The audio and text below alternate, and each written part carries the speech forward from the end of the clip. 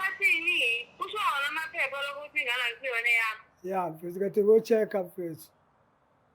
Wena ukholwa okushiwo amaphepha noma ukholwa okushiwo yini?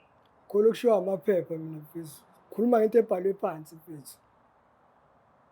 Oh, yini khona ungangibizanga-ke mina uma ukwenza leyo DNA leyo? Cha uthi Wangishiyelani-ke mina? le nto ukuthi mfethu kade inokungidla yabo leyo nto. Kade ngistressa le nto le mfethu. Hayi ngiyethukayo, ngiyamangalama ukunjalo. Ya mfethu. Manje bekwenzakalani mfethu? Bekwenzakalani ngempela mfethu lo? Nalezi imali zami Kade ingane. uthule. Zonke Kade uthule nje uthule. kade uzongitshela nini? Kade uthule kangaka nje. Kade uthule kangaka. Kade uthule kangaka nje. Uthulele uthule lawo ma-DNA. Shuthi wena kade wazi kahle kahle.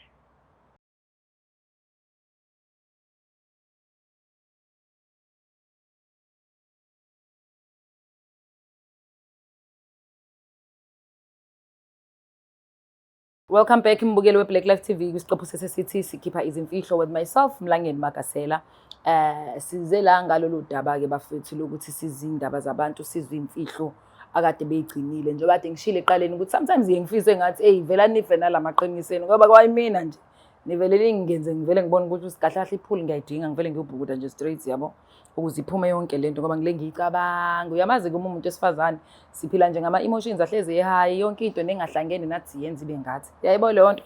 Kodwa bese siyazama ukuthi sihlakaniphe sikhumbule ukuthi no haya kuyona yami le mengizosiza umuntu okwazi ukubona ukuthi lokho engikwenzile akukho right. Ngicela ukumazisa ulokhuzana kuthiwa ubani usingayi lo soyekwenze wenza lezo zinto zenzile. Namanje ke ngizonikeza ubhuti ithuba lakhe lokuthi akubingelele imbukelo weBlack Life TV. Uzobe sekuchazela ukuthi uqhamukaphi ngendawo yokuhlala bese yasihlala phezulu kodaba sitshela ukuthi yini afisa simsize ngayo thina la ekhaya kwaBlack Life TV kule show ethi sikhipha izimfihlo. Sawubona my brother njani? Ngiyaphila. Ngiyaphila nami. Ngicela ubingelele imbukelo weBlack Life TV bese uyangitshela nje ukuthi uqhamukaphi. Ngibingelele imbukelo weBlack Life TV. Qamuka eMayville. Okay bro wami. Cela ungitshela mfethu ufuna sikusize ngani la ekhaya? Ufuna ukuzoconfessa la. Ufuna ukuzotshela umuntu wami ukuthi sengiyazi. Wazini bro? Yini lo yazi? Ukuthi le ngane le akusiyona eyami. Unengane umuntu wakho? Yeah. So ingane akuyona yakho? Yeah. Wazi ngani wena? Asefikile didi ezongivashela ekhaya. So ogogo bangitshela ukuthi le ngane le akusiyona eyami le ngane le. Bese ngathatha ingane kumuntu obezoyithengela something. Into ezogqoka. Sure. That time so leso sikhathi leso ilapho engahamba khona ngakwenza i-DNA test for ukuthola ukuthi le ngane ngabe eyami ngempela yini. Okay, sure. Ufuna ukuba nesiqiniseko. Yathini outcome mfethu? Mayiphuma i-outcome siyangitshela ukuthi le ngane le akusiyona yami. So uma wengane awukazi umtshele sonke lesi sikhathi? Bengakaze ngimtshele. Kade ngithi ufuna ukuzomtshela. Ukuthi uyazi. So nesikhathi sengiyazi. Unesikhathi esinganani nomgcina yini uma wengane? Uma wengane I think 2 years. 2 years? No, like one. I think 2 years back, yeah. 2 years. Yes. Wavele wamshiya nje wangachaza lutho? Avele ngamshiya. Wawenzelani mhlawumbe izathu sokuthi umshiye ungamtsheli ukuthi usuyalazi iqiniso?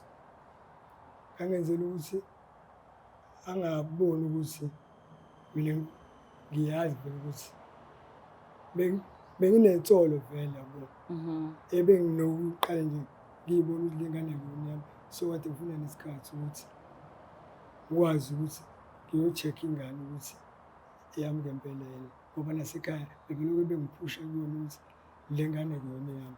So Musuthanane naye isikhathi esinganani usisi? I think this one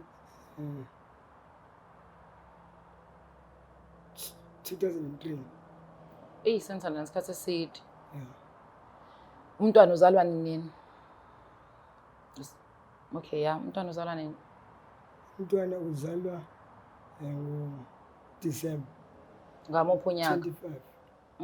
Ngamuphi unyaka? 2012. Oh, wazalwa ngo-2012. Yeah. Wena wasuyamthesta nini ngo-2023 noma 2024? Ngamthesta I think ngicasi awusophela u-23. Oh. Hayi ngiyakuzwa kuyahlangana into yakho mfethu. Ngifuna ukuthola wonke lawo ma-facts ukuze singathi sifonela usisi nawe into yakho ayihlangene. So basically what you are saying wena uthi wahlangana nosisi ngo-2003 nathana nesikhathi eside iminyaka and then she fall pregnant. Emva kwalokho wasuyaba ekhabele bebekutshela ukuthi ingane akuyona yakho.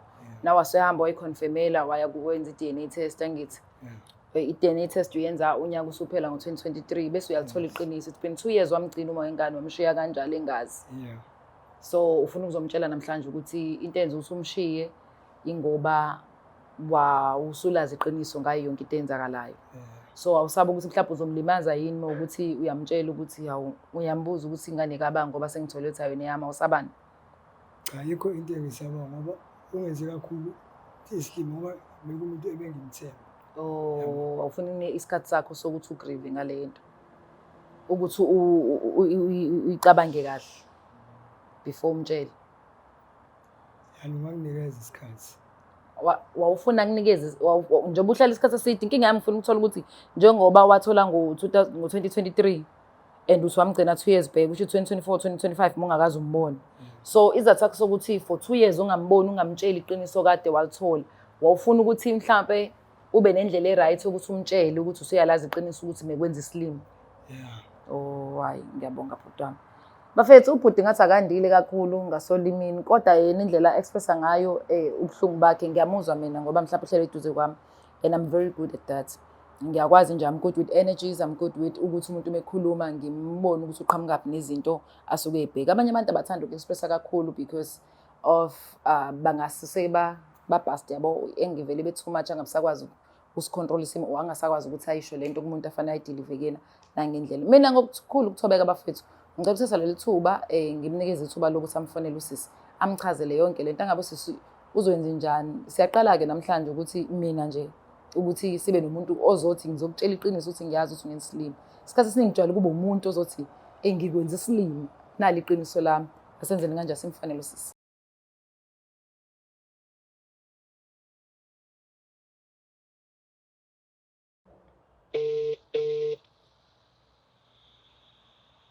Hello?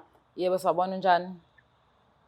Ngiyaphila. Ngiyaphila sisi ukhuluma noMlangeni Magasela kufanele ngikwa Black Life TV uhlelo libizwa ngokuthi sikhiphe imfihlo. Ngicela bandla ukuthi ngikunikeze ubhuti oseduze kwami ofisa ukukhuluma nawe uthuba bomntwana wakho. Hayibo ubhuti obalo. Uthuba bomntwana wakho mhlawumbe uzolizwa izwi mase ekhuluma ngicela ubamba kancane dadewethu. Yebo njani Sando? Ngiyaphila. Ngiyaphila. Ngiyaphila. Yabese. Kade ngifuna ukutshela uSifesu ngizokutshela ukuthi sengiyazi ukuthi lengane lefethu makusiyona eyami mfethu. Hayibo uma ngizwa mina uthini? Sengitholile ukuthi lengane akusiyona eyami. Kade uzongitshela nini? Wepeza angiphizi isitolo sakho mina ngizwa. Angizwa ukuthi uthini nama. Ngizwa mfethu ngizwa ngempela awukhuluma. Amaphepha nawo la mfethu ofakazi mfethu ngiphuma mfethu uyokwenza i-DNA mfethu. Lawa amaphepha mfethu into esho ukuthi lengane makusiyona ingane yami. Amaphepha athini? Kusho wona amaphepha lokuthi ingane akusiyona eyami. Ya mfethu kade ngo-check-up mfethu. Wena ukhuluma okusho amaphepha noma ukhuluma okusho yini? Khona okushiwo amaphepha mina mfethu. Khuluma ngento ebhalwe phansi mfethu. Oh yini khona ungangibizanga-ke mina uma ukwenza leyo DNA leyo? Cha uthi Wangishiyelani-ke mina? le nto ukuthi mfethu kade inokungidla yabo leyo nto. Kade ngistressa le nto le mfethu. Hayi ngiyethukayo ngiyamangalanga ukuthi njalo. Ya mfethu. Manje bekwenzakalani mfethu? Bekwenzakalani ngempela mfethu Sando? Nalezi imali zami Kade ingane. uthule. zonke Ngoba uthule nje uthule. kade uzongitshela nini? Ngoba uthule kangaka nje. Ngoba uthule kangaka. Ngoba uthule kangaka nje uthulele uthule lawo madende shuthi wena kade wazi kahle kahle. Yabona nje Thando mfethu, kade ngazi le benginokubona nje ukuthi bekunensolo ngoba futhi nogogo sikhathi uvakashisile lapha ingane. Bebelokhu bengiphusha bengitshela ukuthi le ngane kusiyona ingane yale ekhaya. Agcina sengihambile-ke mina. Sengifuna ukuthi ngikholwe ukuthi ngempela lento eshiwo ugogo eyami. Ngabe Manje iyona. wena wahlulwa yini? Wahlulwa yini ukuthi wena mina njengomuntu wakho ukuthi wena ukhulume nami eceleni? Wabona nje ukuthi uzenzele inqumo zakho ngoba phela kumele ungazisi ukuthi unakho ekhayeni bethi. Kade ngifuna ukuyiphefumula kahle lento ngibe nje nesikhathi ngento ukuthi ukwazi ukuthi ngihambe ngiyo-check-a lapha ingane esibhedlela kwi-DNA. Hayi okay, enginankinga ngiyezwayo kodwa phela noma phela esikhathi-ke ungitshela ngesikhathi esi-wrong yabo. Ngoba mina bengazi ukuthi ngilena isikhathi esi-right. So ngiyaxolisa mfethu ukuthi usuze wayitholela ngale ndlela othola ngayo yabo. Uyenzela ya ngikhona ngilalela. Ngithi mina ngiyaxolisa mfethu ukuthi usuze wayitholela ngendlela oyitholele ngayo. Mina Uyabona bengiyenza isikhathi esi-right ukuthi ngikutshene futhi bengekho lula ukuthi ngikutshene yabo. Bengekho nje lula ukuthi ngikutshene le nto le yabo. Mhlawumbe bengiyena isikhathi esi-right mfethu ukuthi ngifike ukuthi ngi-right. Nawe ngibone ukuthi u-right. Sibe right nje mase mhlawumbe ngikhona ukutshena. yazi nje So ngoba usuthole kanje bengeyona inhloso yami ukuthi gcina usuyitholelayo.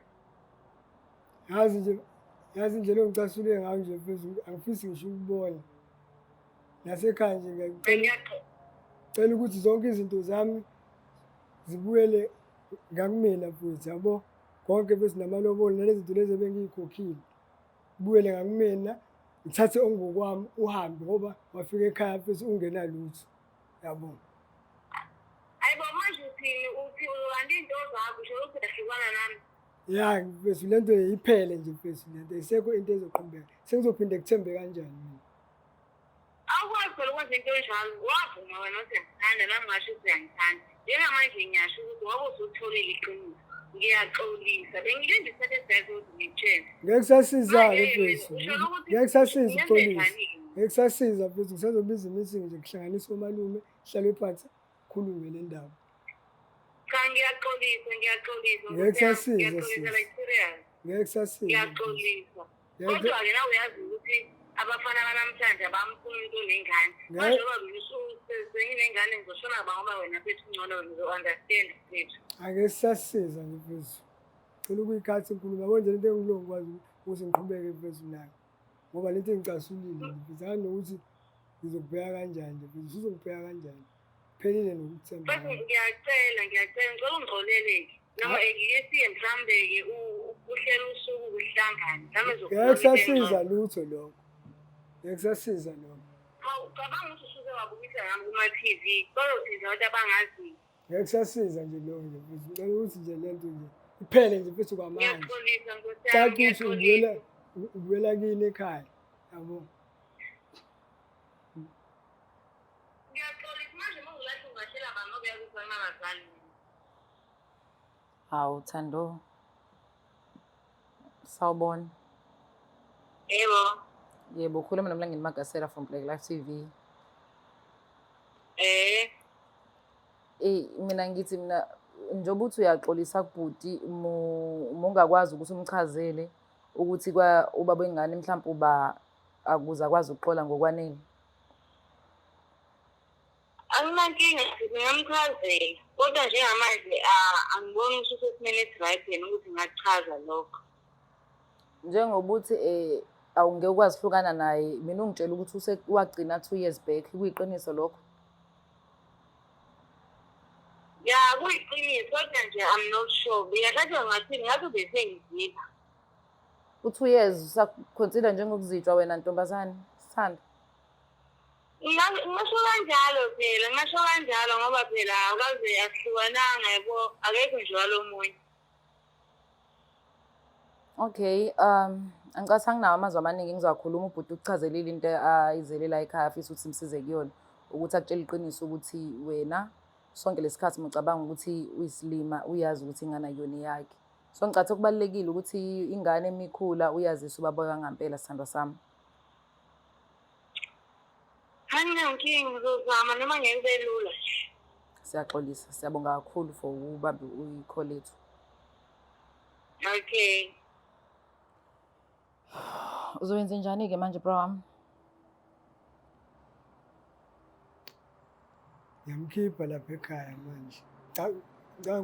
Mesahlala kini?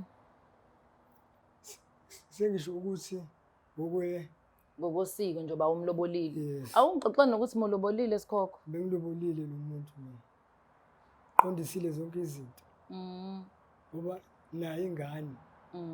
Ngase ngiyikhokhelile. Oh, wahlawula ingane wasiyamlobola. Ngase ngihlawulile. Yabo. Ngiyabonga isibindi sakho nokuba indoda eqotho ukuthi izinto mayithola kanje emva ukuthi usukhipha izimali zakhe ezingaka wavele wakhetha ukuthi unyamalala kunokuthi ube khona because I believe ukuthi mekuzoba khulu ozolenzeka umbona every day knowing very well ukuthi kwalo mntwana amphethe okuyena wakho. Bukele Black Life TV ungapheli kuyahlola abafethu simzwile ubhuti uchaza idaba lakhe samuza nosisi ngale. Angimazi noma right noma ayekho right but for the fact ukuthi ugcine evumile ukuthi lokho kusho ubhuti kuyiqiniso. Angizange ke ngibone kubalekile ukuthi ubhuti anginikeze ama results ngimthembile nje bafethu ukuthi lokho akuthola ukuthi umntwana akena wakhe kuyiqiniso and uvele waconfirma kusisi engekho ukuthini. Siyabonga kakhulu for watching this episode till the end. Siphinde sibonane kwi-episode elandelayo. I'm out. Black Life Traditional Pharmacy izimpande zama-Afrika. Sikulethela konke ongakudinga. Sisebenzisa imvelo kokulapha, sididiyele izimpande, kwahlanganiswa ongoti abahamba phambili kwezokulapha ngesintu. Senzela wena. Sikhona isikhafula sokubuyisa isithandwa sakho, ukuthola umsebenzi, ubuyisa umuntu wakini owaduka. Sikhona neziwasho. Sikhona isiwasho sokugeza isichitho, ube nogazi, uthandeke ebantwini, ukususa amathunzi amnyama, nokuvula izinto zakho zikale phansi abantu bakuthande. Siyabasiza noma uma unenkinga umhlume, ama-ulcer, i-cancer, i-BP, ushukela, ama-fibros, uvule nesibeletho ukuzothola abantwana. Siyabasiza nosisi ukukhuphula isitofu sibeke ku-6, indoda ikuthande kakhulu izikuphi imali. Nobaba sebasiza ukuqinisa idonkipiri, umthetho uqine endlini. Wenza umuntu wakhe athande wena wedwa, alangazelele wena wedwa futhi uphinde uvikele umkakho. Woza kithi e-pharmacy e-Black Life Traditional Pharmacy. It's the Black Life TV.